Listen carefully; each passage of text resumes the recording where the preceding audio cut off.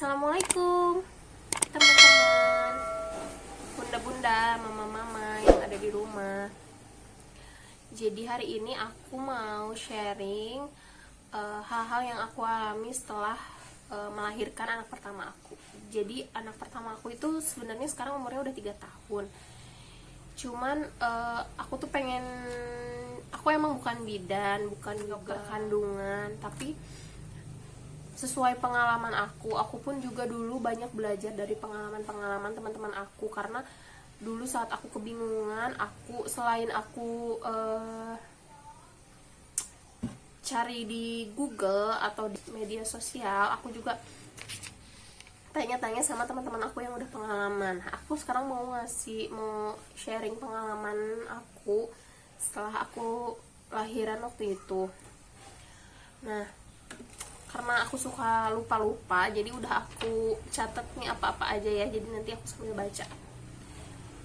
Jadi mungkin ini tuh salah satu pengalaman yang gak enak menurut aku ya, karena tapi banyak juga sih yang mulus-mulus aja gitu, yang lancar-lancar aja pengalaman mengandung, melahirkan, dan menyusuinya. Cuman kalau untuk aku, pengalaman mengandung dan melahirkannya sih aman-aman aja. Cuman aku tuh punya pengalaman gak enak tentang menyusui.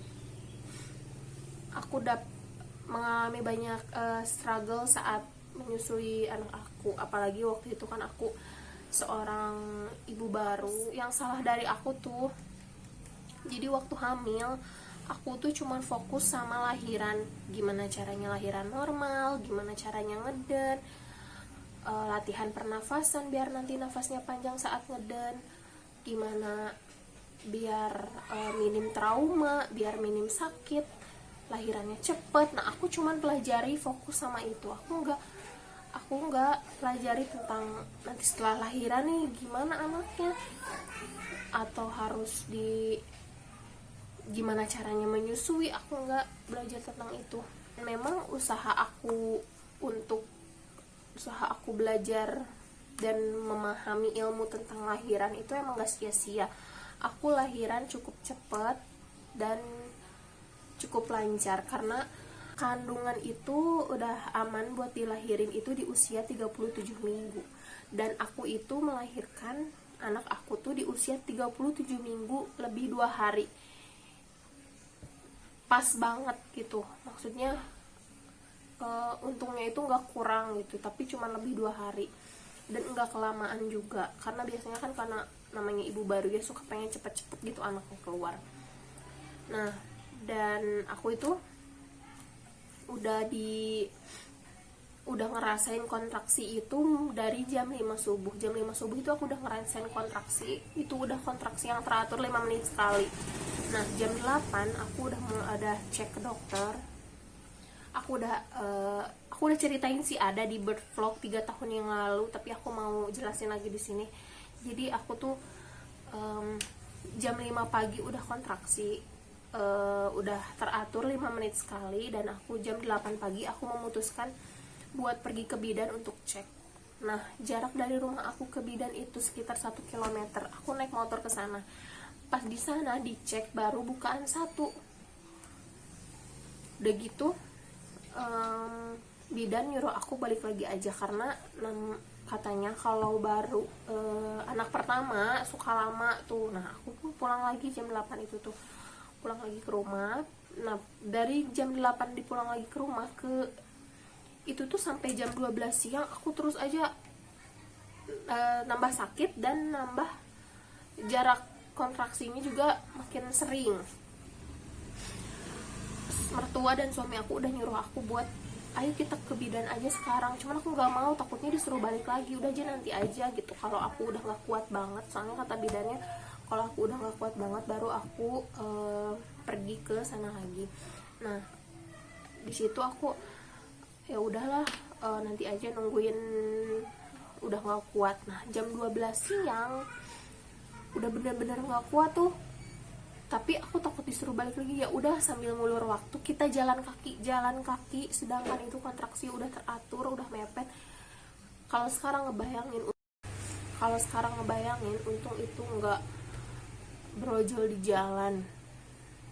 Nah terus kita jalan kaki lah ke bidan. Jam 12 aku kesana jalan kaki 1 kilometer dengan keadaan kontraksi. Di jalan aku berhenti. Udah gitu pas udah sampai sana dicek bukaan, itu udah bukaan 3. Nah bidan udahlah nggak usah pulang, tungguin aja di sini, tungguin di sana. Selang sejam dicek lagi bukaan 5. Nah jam 12 kesana, jam 2 anaknya udah lahir lancar. Ngeden pun cuman sebentar, tapi emang sakitnya luar biasa juga, karena emang makin sakit ya makin cepat keluarnya gitu. Nah udah gitu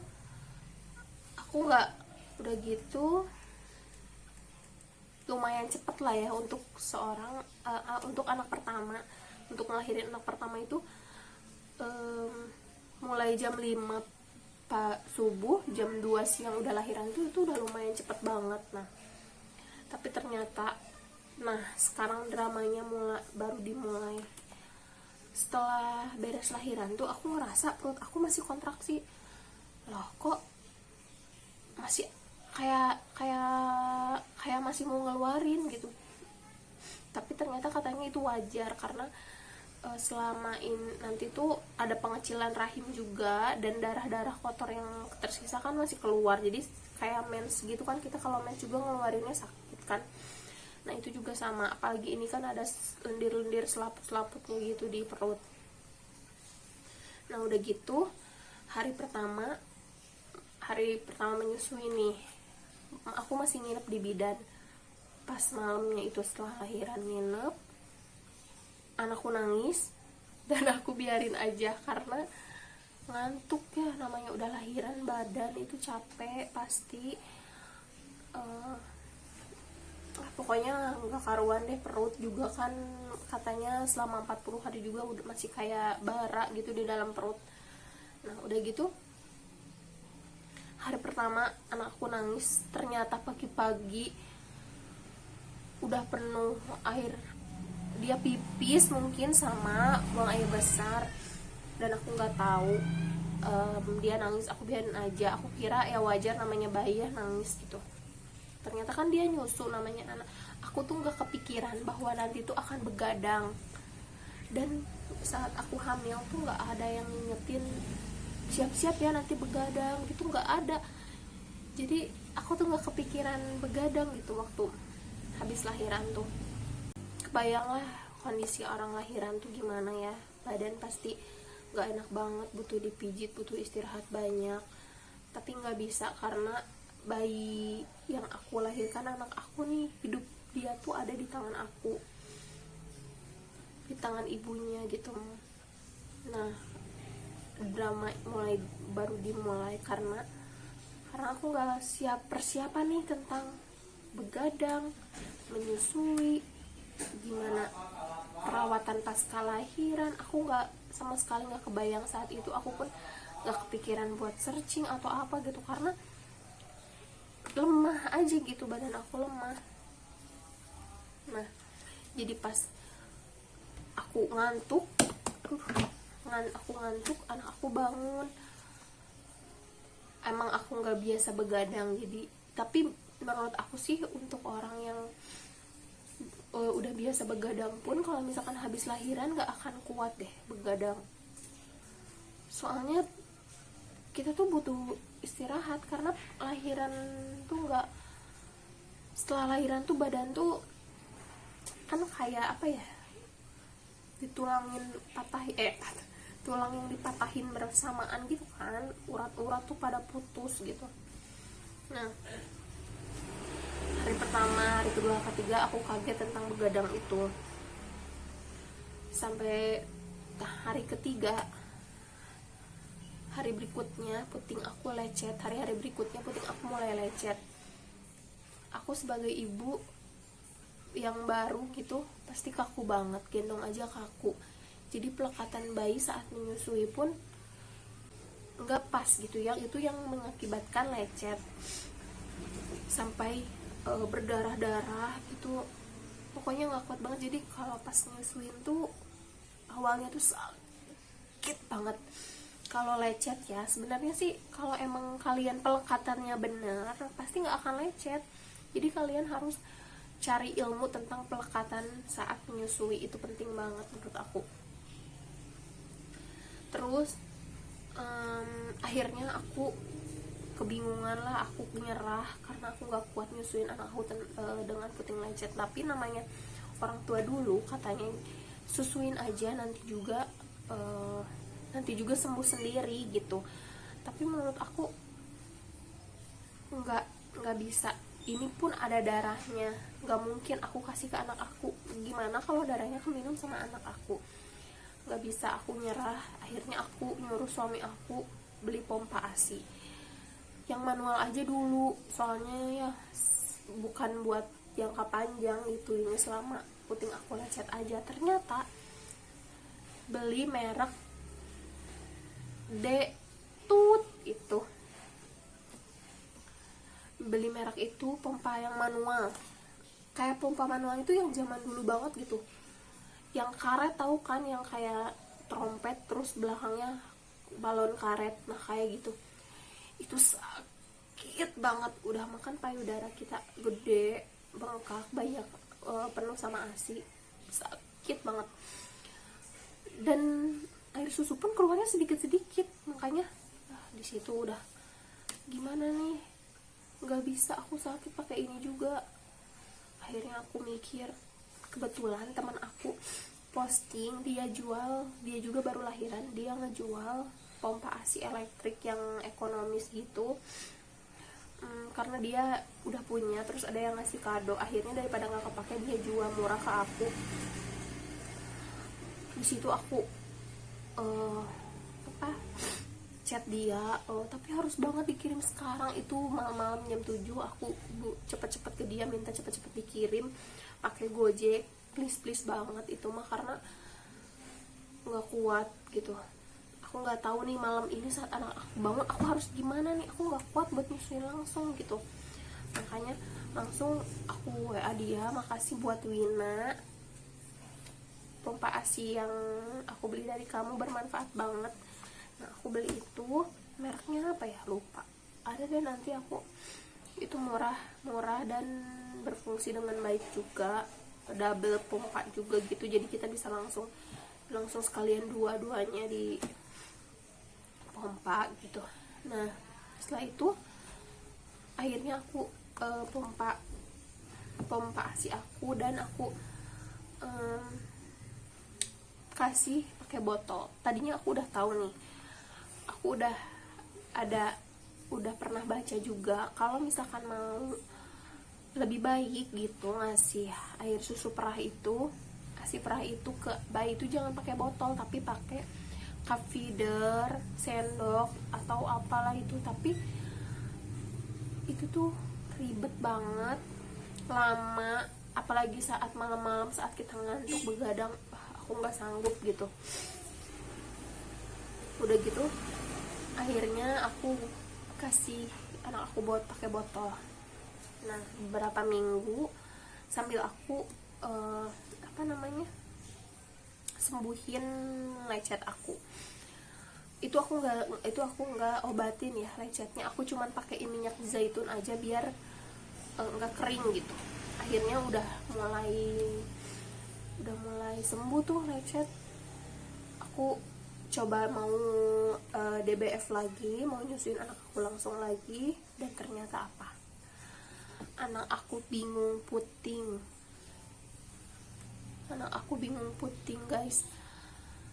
Di situ anak aku bingung puting, aku juga bingung gimana caranya ini. Karena jadi pas anak aku disusuin langsung, dia malah geleng-geleng kayak bukan nih, ini bukan susu aku nih, biasanya di botol gitu. Aku mikir gimana nih caranya. Nah karena dia setiap mau disusuin langsung malah geleng-geleng, malah ditarik, akhirnya lecet lagi lah. Dan lecet kali ini dibarengin sama apa, mastitis. Selama menyusui aku sering banget kena mastitis, nggak tahu kenapa. karena anak aku nyusunya kuat banget. Aku pun dibantu dipompa, otomatis supply-nya juga. Jadi kan kalau air susu itu gimana kebutuhan anaknya kan, mungkin otak aku membaca bahwa anak aku nih butuh susu yang banyak karena minumnya juga banyak, padahal karena dibantu pompa juga gitu, jadi dikiranya banyak. Akhirnya penuh nih, penuh, keras, dan gak bisa dikeluarin, keras aja gitu. Udah coba dipijit juga keras, pakai air panas semalaman aku, panas dingin keras, tiap mau disusuin rasanya nikmat banget.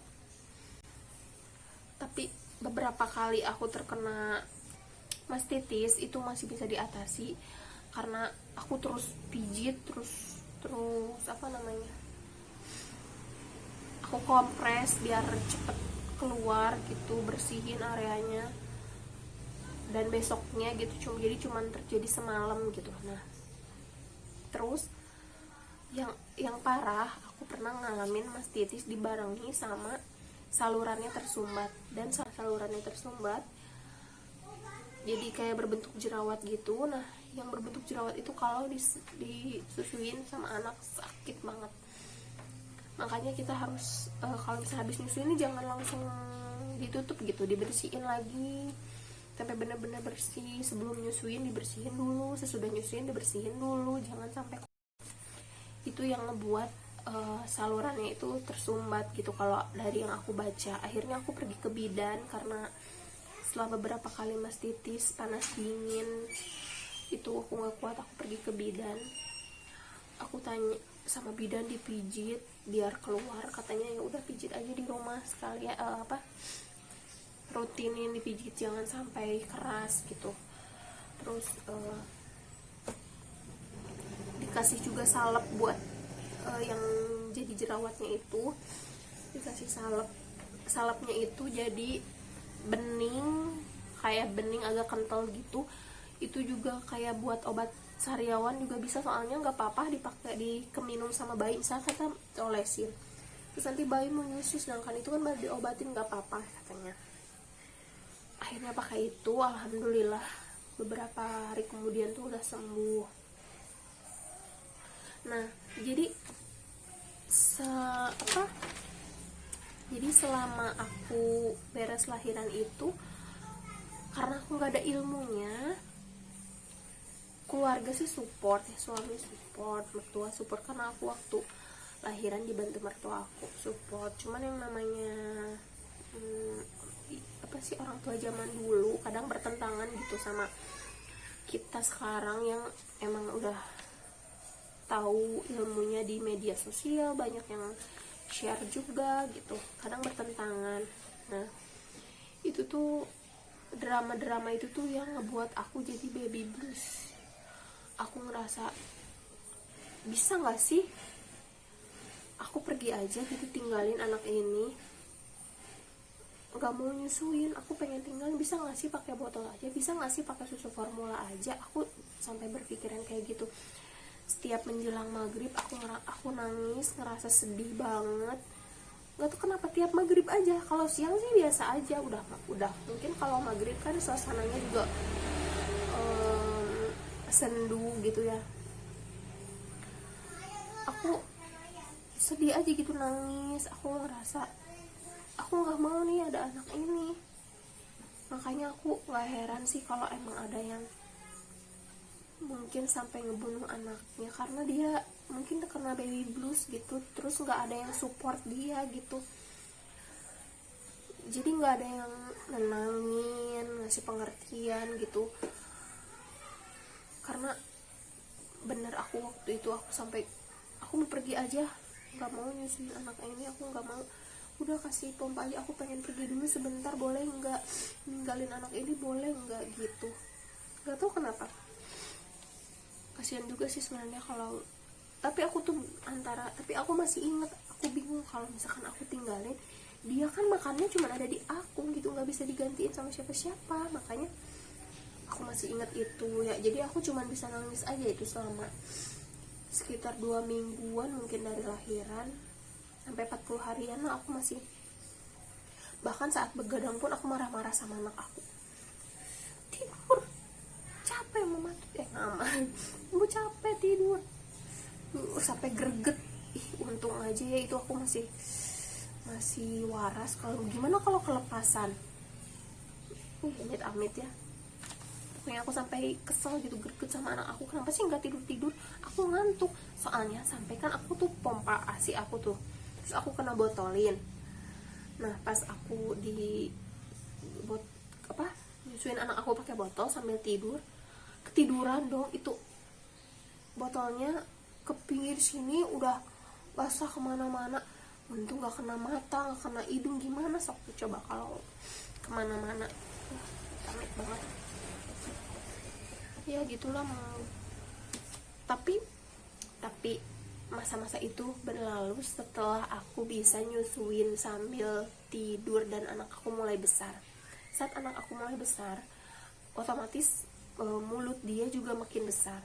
Nah jadi pelekatannya pun semakin benar.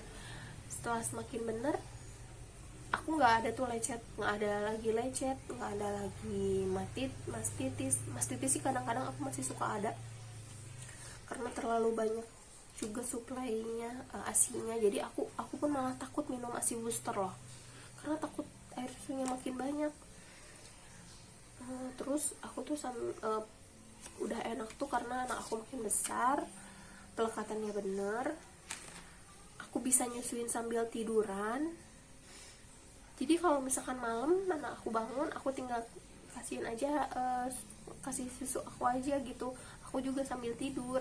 Jadi kalau kalian yang lagi hamil, aku saranin selain kalian edukasi diri kalian dengan cara-cara lahiran, menghadapi lahiran, kalian juga harus persiapkan diri kalian untuk menghadapi namanya begadang dan menyusui. Karena menurut aku sih itu gak mudah. Hebat banget buat semua ibu-ibu di dunia ini, karena kalian udah banyak berkorban banget buat anak-anak kalian. Nah, karena Boim udah bangun, ini anak aku yang dulu mau aku tinggalin, nggak aku kasih cucu. Dadah teman-teman, itu aja deh kayaknya. Mungkin nanti aku kalau kurang jelas kalian bisa tulis di komen, nanti aku akan bikin part 2 nya, atau aku akan jawab aja langsung di komen ya. Oke, semangat buat yang mau melahirkan, yang lagi menyusui.